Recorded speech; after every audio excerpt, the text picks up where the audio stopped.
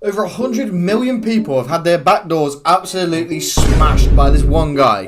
This isn't Johnny Sins though, or me. It's the absolute legend of Matt. No boss can walk past like this guy, but you know this guy.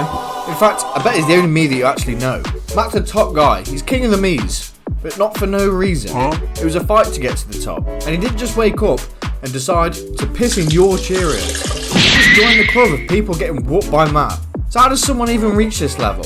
And this reputation? It's all about the grind, years of hard work.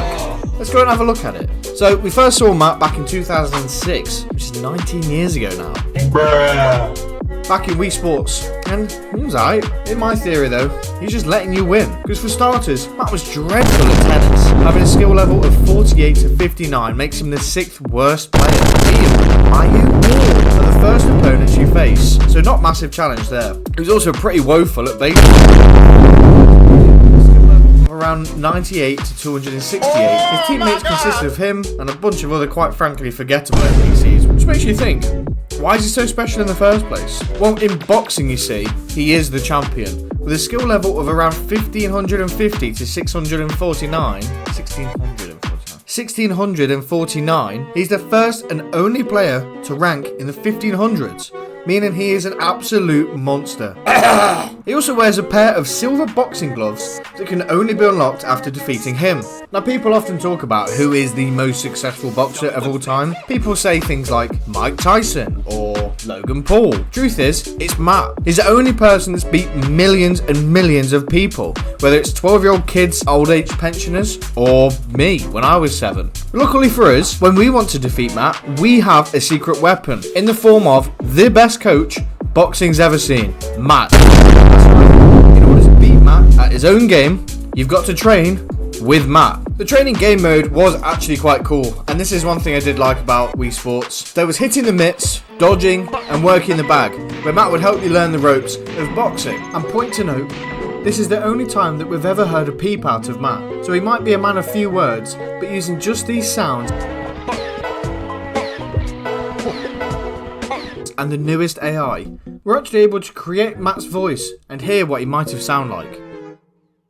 I'm over here stroking my dick. I got lotion on my dick right now. I'm just stroking my shit. So just quickly, if you think this video has been even aight, I'd be really grateful if you could just press some buttons, leave a comment, like parents' credit card details front and back. Anyway, on with the video. So even if Matt is a bit weird now, we know what he used to be like because of a nice little Easter egg. In the background of these training sessions in Matt's own gym, there's posters up on the wall that show us a younger Matt. This is the first time we get to see a young Matt, a Matt with hair, a Matt pushing his way to the top. Much like the Hudson Hornet, I think this is a cool insight that shows us Matt's background. In fact, despite him not being in Wii Fit, his posters are still up in the boxing gym. It's like this is his territory. But over time, Wii boxing sort of phased out, and the dust settled. People moved on. After all, Wii Sports was just a game that came with the Wii. So as much as it's been sold, it sort of died out a little bit. I don't want to play with you anymore. 3 years on though, we get the incredible Wii Sports Resorts. Everyone loves it. Families rejoice to come together, and Jimmy's crying.